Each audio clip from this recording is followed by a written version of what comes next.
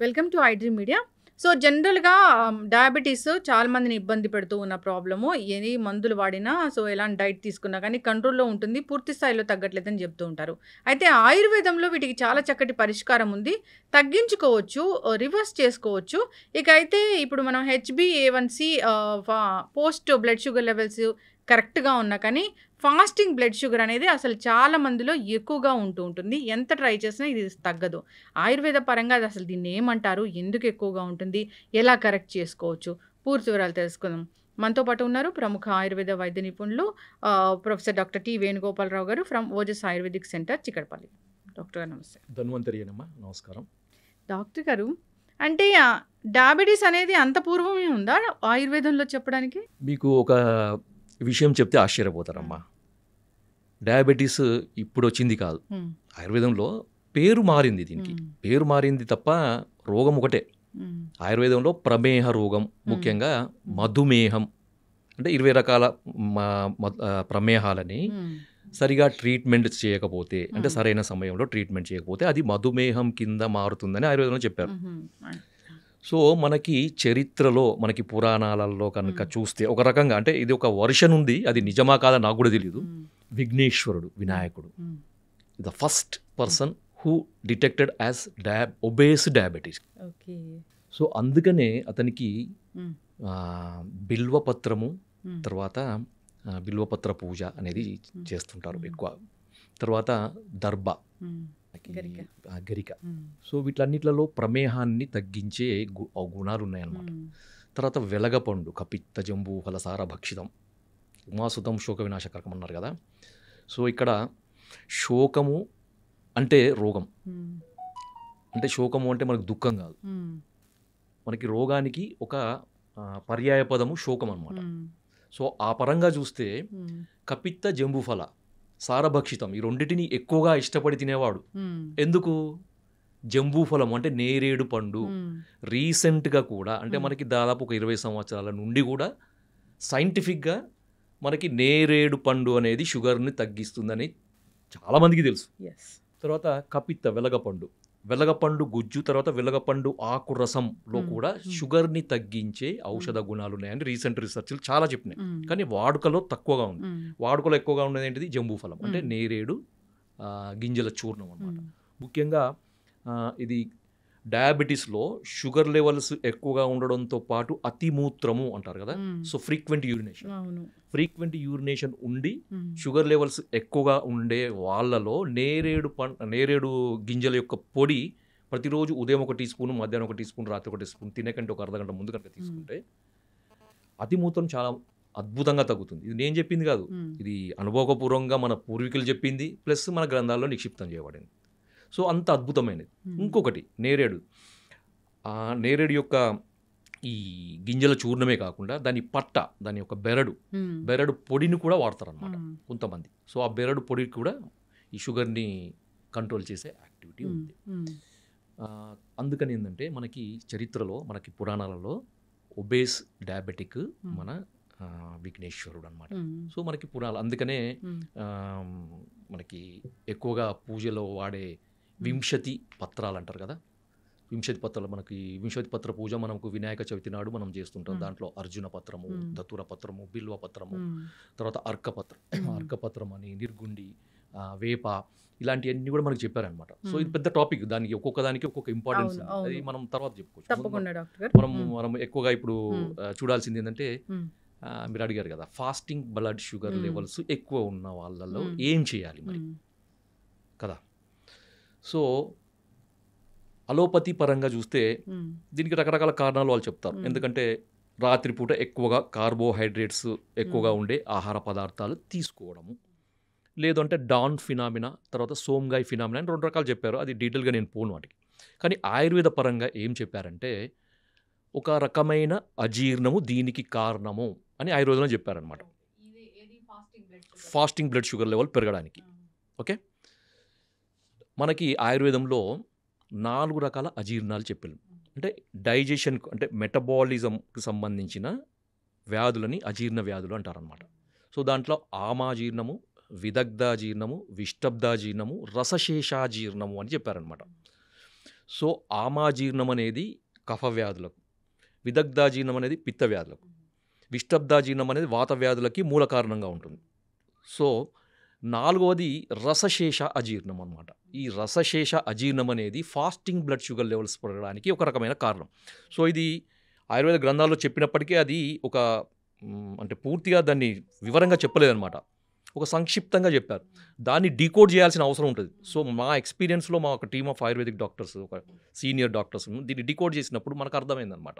So వేల మంది, దాదాపు రోజుకి ఒక 100 నుంచి 150 మంది డయాబెటిక్ పేషెంట్ని చూసే ఆయుర్వేద వైద్యులు ఉన్నారు మా టీంలో. సో వాళ్ళందరి యొక్క అనుభవంతో, ఏండ్ల ఎత్తరబడి ఉన్న అనుభవంతో, వాళ్ళకున్న హిస్టరీని మనం పూర్తిగా దాన్ని మనము అనలైజ్ చేసినప్పుడు అర్థమైంది ఏంటంటే వాళ్ళందరిలో కామన్గా కనబడే, అంటే ఫాస్టింగ్ బ్లడ్ షుగర్ లెవెల్స్ ఎక్కువగా ఉండే పేషెంట్స్లో కామన్గా కనబడే ఒక ప్రాబ్లము అజీర్ణం. దాంట్లో ఒకటి రసశేషాజీర్ణం.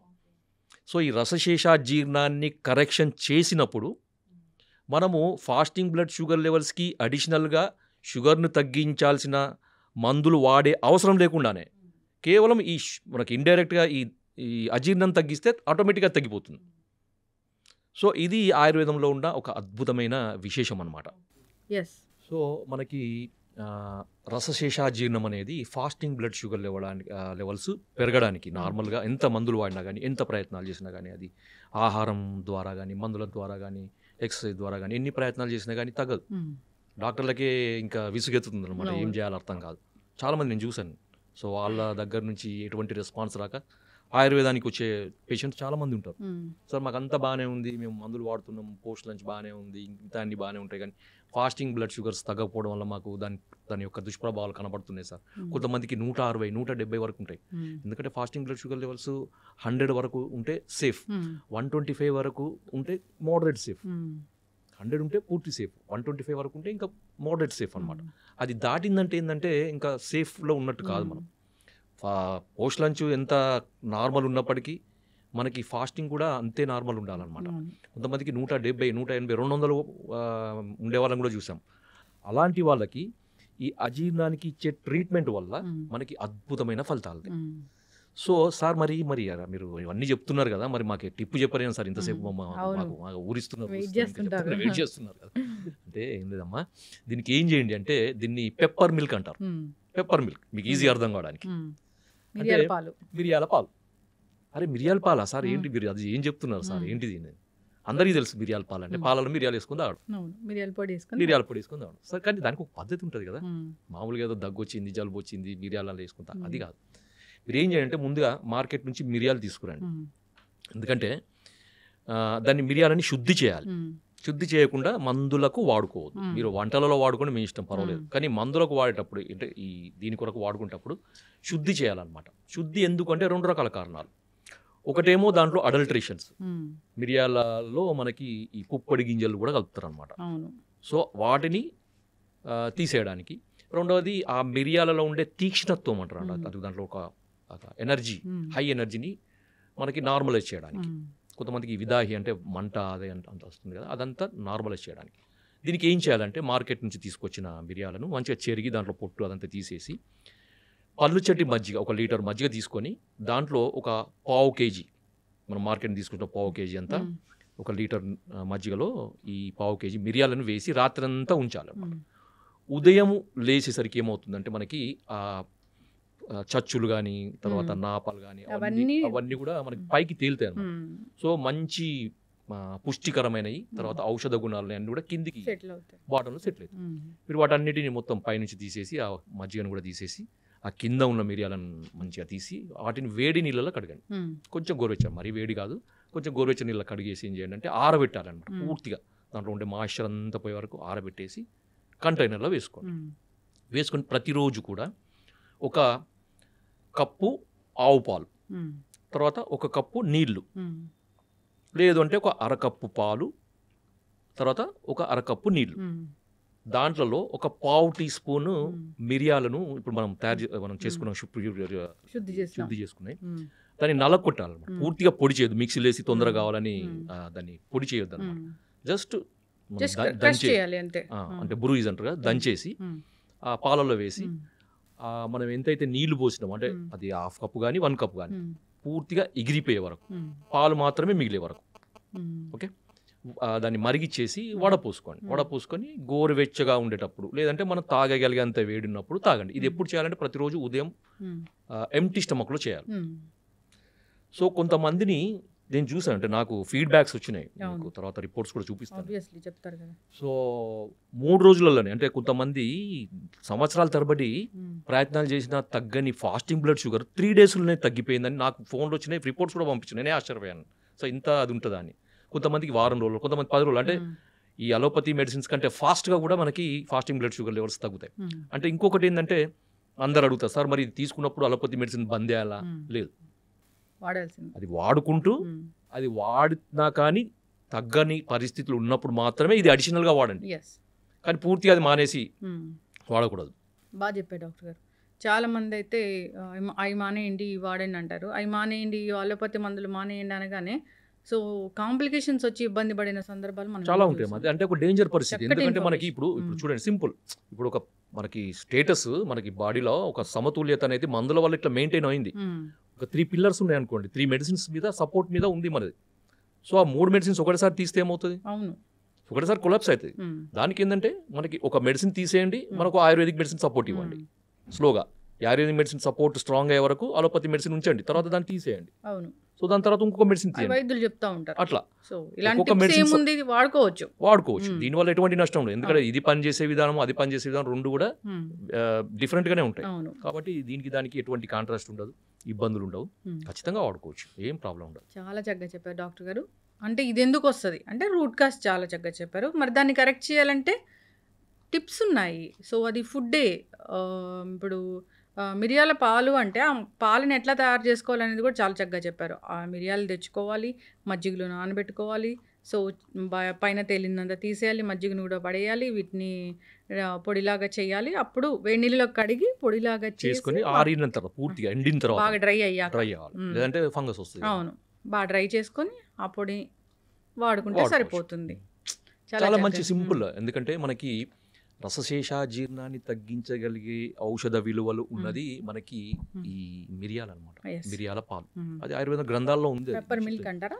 పెప్పర్ మిల్క్ సో దీన్ని ఇది ఎట్లా చెప్పారంటే ఇది రసధాతువుని మ్మ్.